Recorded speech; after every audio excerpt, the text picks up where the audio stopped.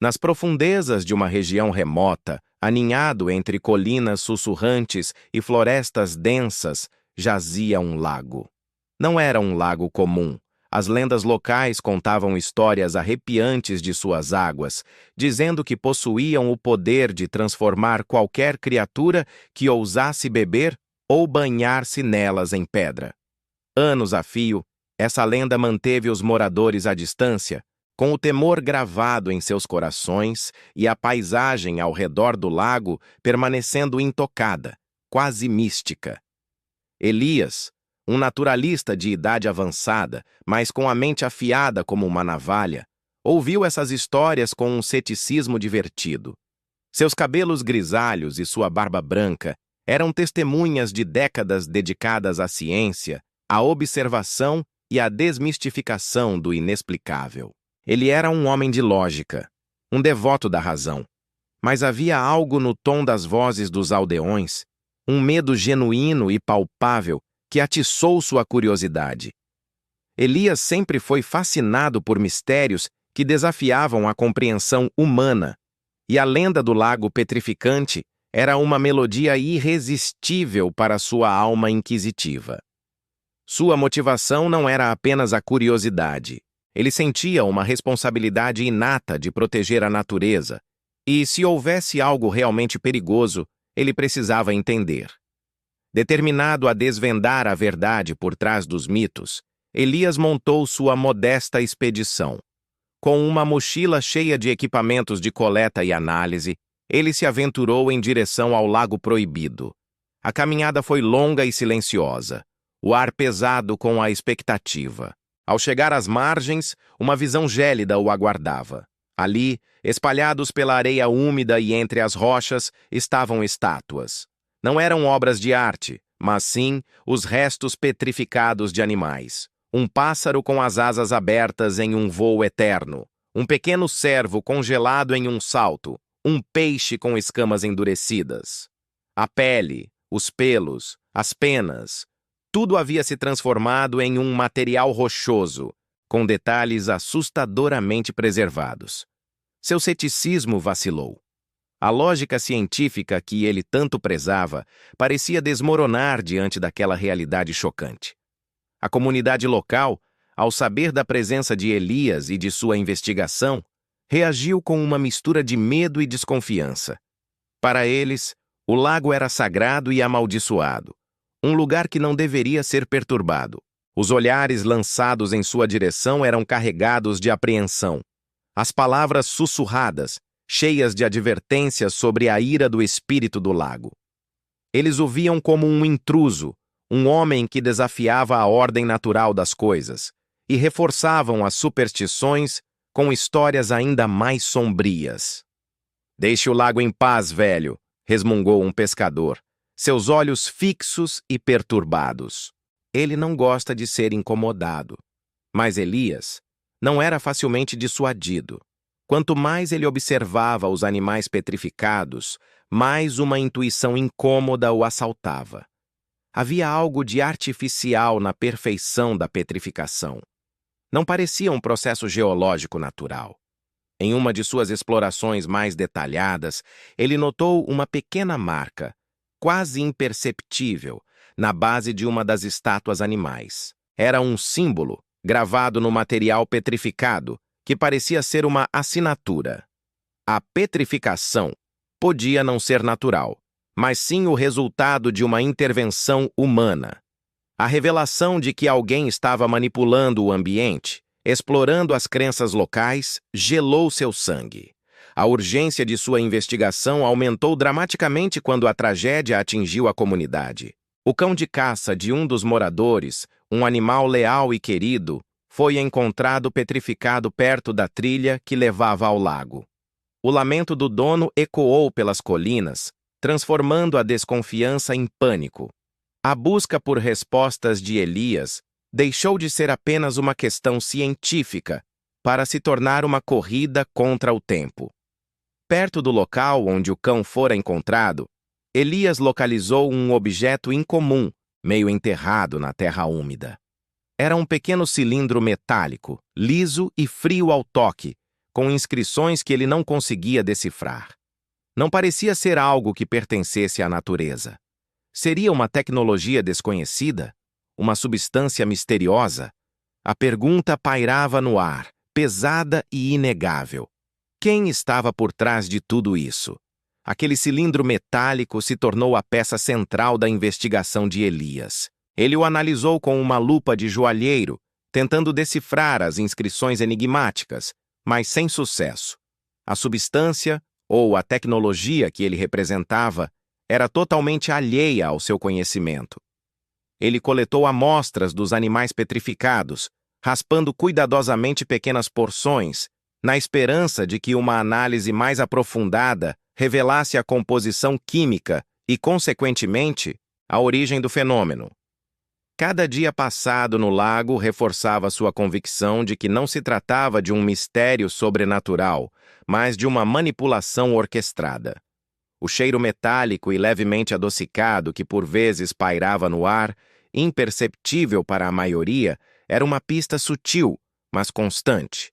Enquanto Elias aprofundava sua pesquisa, os sussurros na comunidade se intensificavam, mas agora, não apenas sobre a maldição do lago. Começaram a surgir histórias sobre um caçador furtivo, um homem chamado Ramiro, conhecido por sua crueldade e ganância. Ramiro não era um estranho para a região, mas sua presença se tornara mais constante e intimidadora. Ele via o lago petrificante não como uma ameaça, mas como uma oportunidade. Com o medo afastando os moradores, as terras ao redor do lago, ricas em minerais e madeira, estavam desprotegidas, um prato cheio para seus esquemas ilícitos. Ramiro se aproveitava da superstição local, espalhando boatos ainda mais aterrorizantes sobre o lago para manter as pessoas longe, garantindo assim acesso exclusivo aos recursos naturais valiosos da região. Elias, em suas incursões pela floresta, começou a notar sinais da presença de Ramiro.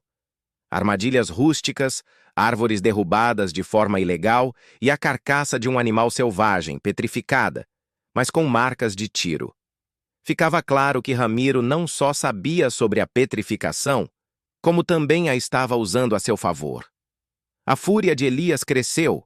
Não era apenas um mistério científico, era uma questão de justiça ambiental e humana. A intromissão de Elias não passou despercebida por Ramiro. O caçador, acostumado a operar nas sombras, começou a sabotar a pesquisa do velho naturalista. Ferramentas desapareciam, amostras eram adulteradas e ameaças veladas surgiam em bilhetes anônimos deixados na cabana de Elias. Afaste-se do lago, velho intrometido, ou você será o próximo a virar estátua. A cada dia, a tensão aumentava. Elias sabia que estava se aproximando da verdade, e Ramiro sabia que a sua operação estava em risco. Em meio a essa atmosfera de perigo crescente, Elias recebeu uma visita inesperada. Sua neta, Sofia, uma jovem cientista de 20 e poucos anos, com o mesmo brilho inquisitivo nos olhos que o avô, chegou à sua cabana. Ela havia sido alertada por um dos poucos moradores que confiavam em Elias sobre a situação no lago e a teimosia do avô. Sofia, com sua mente afiada e conhecimento em química e biotecnologia, rapidamente se juntou à investigação. A presença dela trouxe uma nova energia, mas também uma preocupação profunda para Elias. Ele amava Sofia mais do que tudo, e o risco que ela corria ao seu lado era excruciante. A tragédia não tardou a se abater novamente. Um dos poucos moradores que havia demonstrado alguma abertura a Elias, um homem idoso e gentil que lhe oferecia frutas e informações sobre os atalhos da floresta, foi encontrado petrificado perto de sua pequena plantação. Seus olhos, agora de pedra, fixavam-se em uma expressão de terror silencioso. Foi um aviso brutal e pessoal. A morte do morador solidificou a determinação de Elias e Sofia. A busca por justiça tornou-se inadiável.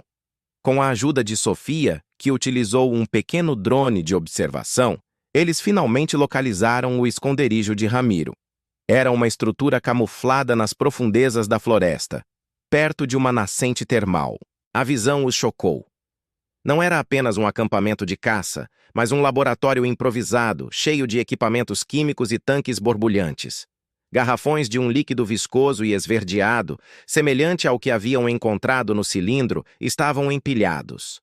A escala da operação era muito maior do que imaginavam.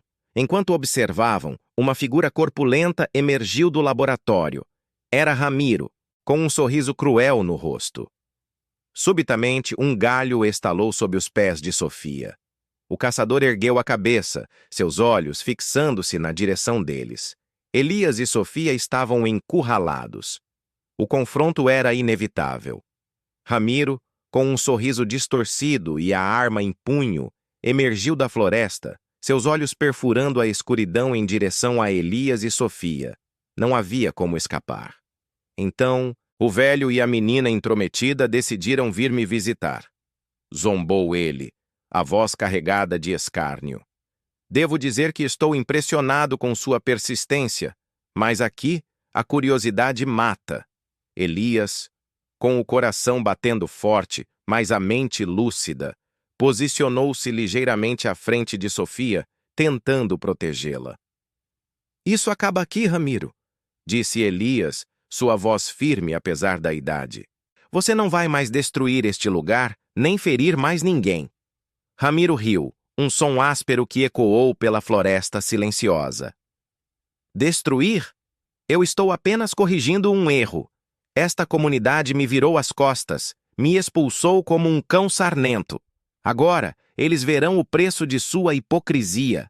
A petrificação é apenas o começo da minha vingança. Este lago será um monumento à minha rejeição, um aviso para quem ousar me subestimar. A revelação da vingança pessoal do caçador adicionou uma camada sombria à sua crueldade. Ele não era apenas ganancioso, era um homem consumido pelo rancor. Enquanto Ramiro falava, Sofia, com a agilidade e a inteligência que herdara do avô, observava o laboratório improvisado.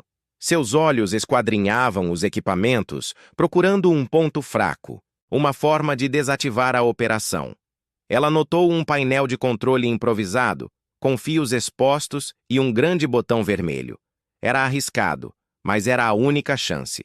Elias, percebendo o olhar da neta, lançou-lhe um aceno quase imperceptível. Ele sabia que precisava distrair Ramiro. Sua vingança não trará paz, Ramiro, Elias argumentou, tentando manter o caçador focado nele. Apenas mais dor e destruição. Você está se tornando aquilo que mais odeia.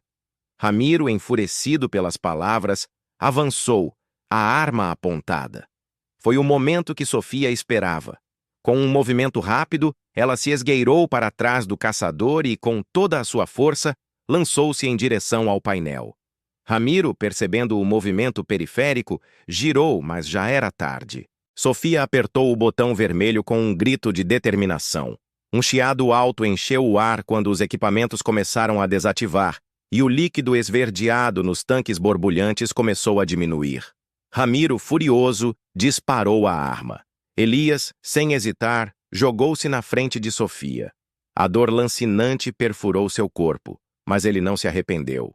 O sacrifício era para proteger sua neta e garantir que a verdade prevalecesse. Enquanto Elias caía, Ramiro, desorientado pela interrupção de sua operação, foi surpreendido pela chegada de guardas florestais, alertados por Sofia através de um dispositivo de rastreamento que ela havia ativado discretamente antes do confronto. O caçador finalmente foi detido, sua vingança frustrada. Nos dias que se seguiram, a notícia se espalhou. Ramiro foi levado sob custódia, e a verdade sobre a petrificação do lago veio à tona. Elias, infelizmente, não sobreviveu aos ferimentos. Sofia, com o coração partido, mas determinada, assumiu o legado de seu avô. Ela liderou uma equipe de cientistas para restaurar o lago, neutralizando os resíduos químicos e implementando programas de reflorestamento. Lentamente, a vida selvagem começou a retornar. Pequenos peixes nadavam nas águas agora claras, pássaros cantavam nas árvores recém-plantadas e até mesmo um cervo foi avistado bebendo na margem. O lago, antes um símbolo de medo e mistério, renasceu como um farol de esperança e resiliência. Sofia, um dia, sentou-se à beira do lago, observando o pôr do sol tingir as águas com tons de laranja e roxo. Ela podia sentir a presença de Elias, um sussurro no vento, um brilho na água. A lenda do lago não era mais sobre petrificação e morte, mas sobre a coragem de um velho naturalista, o amor de sua neta e a capacidade da natureza de se curar.